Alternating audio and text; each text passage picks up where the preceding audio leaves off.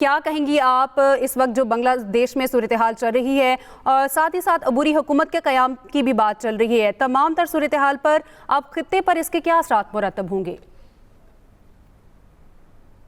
دیکھیں، اس کے دو پہلو ہیں۔ ایک پہلو تو ہے جو کہ بنگلہ دیش میں کیا ہونے والا ہے، اور دوسرا جیسے آپ نے بھی کہا خطے پہ اس کے کیا اثرات ہو سکتے ہیں۔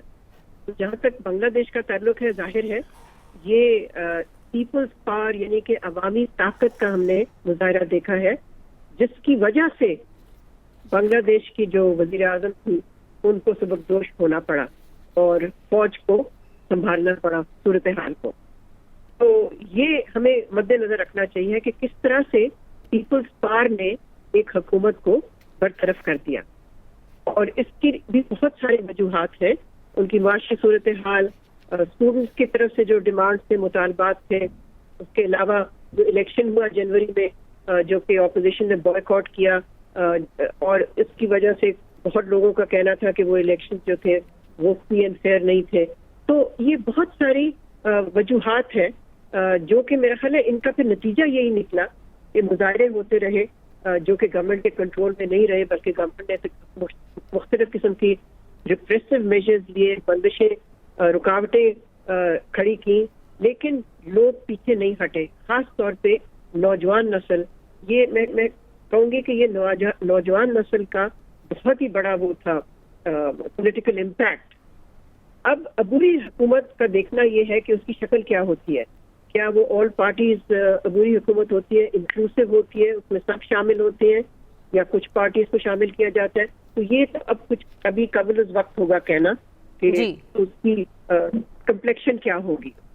جہاں تک خطے کا تعلق ہے، ظاہر ہے یہ حکومت جو تھی حسینہ واجد کی، یہ پرو بھارت، پرو انڈیا، اینٹی پاکستان تھی، اور اس کے جانے سے ظاہر ہے بھارت کو دھچکا ضرور لگا ہے، سیٹ بیک ہوا ہے انڈیا کے لیے۔ اچھا ڈاکٹر صاحبہ، یہ کہیے گا بنگلہ دیش کی فوج نے بنگلہ دیش کو بحران سے بچایا ہے، جب آپ طاقت کا استعمال کرتے ہیں تو چیزیں کچھ اور طرح سے سامنے آتی ہیں، کتنا ضروری ہے عوام کے مسائل کو سمجھنا اور اس کو حل کرنا؟ میرا خیال ہے یہ سب سے بڑا چیلنج ہوگا عبوری حکومت کے لیے، لیکن یہ بھی ضروری ہوگا کہ عبوری حکومت جو ہے وہ جلد از جلد اناؤنس کرے انتخابات کا، اس لیے کہ جب تک ایک جمہوری ٹرانزیشن پرامن طریقے سے نہیں ہوگی اگلی الیکٹڈ گورنمنٹ کو، تو وہ ہی ایک پوزیشن میں ہوں گے ان مطالبات کو ایڈریس کرنے کے لیے۔ اس لیے کہ کوئی عبوری حکومت کے پاس تو اتنی اتھارٹی کبھی ہوتی ہی نہیں ہے، لیکن یہ ضرور ہے کہ ایک عبوری حکومت کا تشکیل ہونا اور اس کو ایک طرح سے کریڈیبل ہونے کی ضرورت ہوگی اس گورنمنٹ کو۔ صحیح۔ ڈاکٹر صاحبہ یہ بھی کہیے گا، جس طرح سے مظاہرے ہوتے رہے، وزیر اعظم نے استعفیٰ بھی دیا، سیاسی بحران کی صورتحال رہی، معاشی صورتحال کیا ہوگی؟ آپ بنگلہ دیش کی کیا کہیں گے آپ؟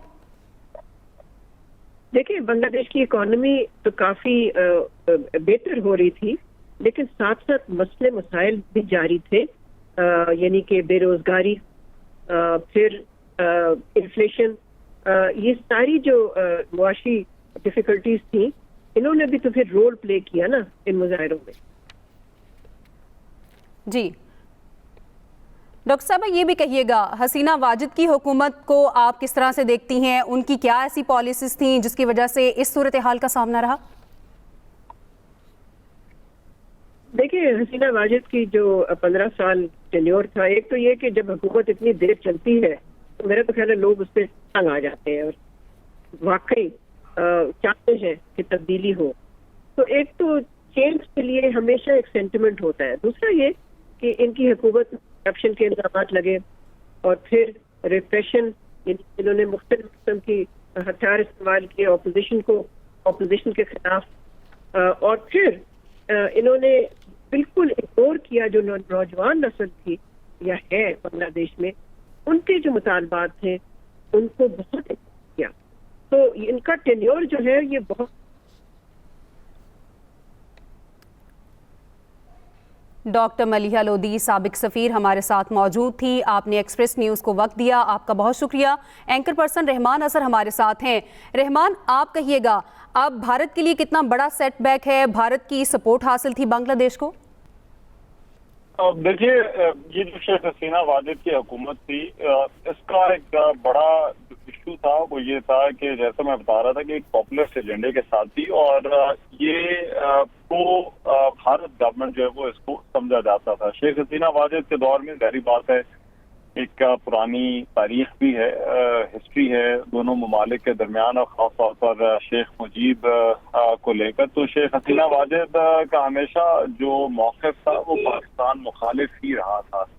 یہ جو بنگلہ دیشی اسٹوڈنٹس کے مظاہرے تھے اور اس سے پہلے جو دیگر ایشوز تھے ان کو وہ ہمیشہ پاکستان کے ساتھ جوڑنے کی حکومت کوشش بھی کرتی رہی ہے۔ جماعت اسلامی کے رہنماؤں کو جب بنگلہ دیش میں پھانسیاں دی گئی تھی تو اس وقت بھی ان پر بھی الزامات جو تھے وہ 71 کی جنگ کے حوالے سے تھے، اور وہ میں نے پہلے بھی بتایا کہ وہ پاکستان، بنگلہ دیش اور بھارت کے درمیان 1971 کے بعد جو معاہدہ ہوا تھا اس کی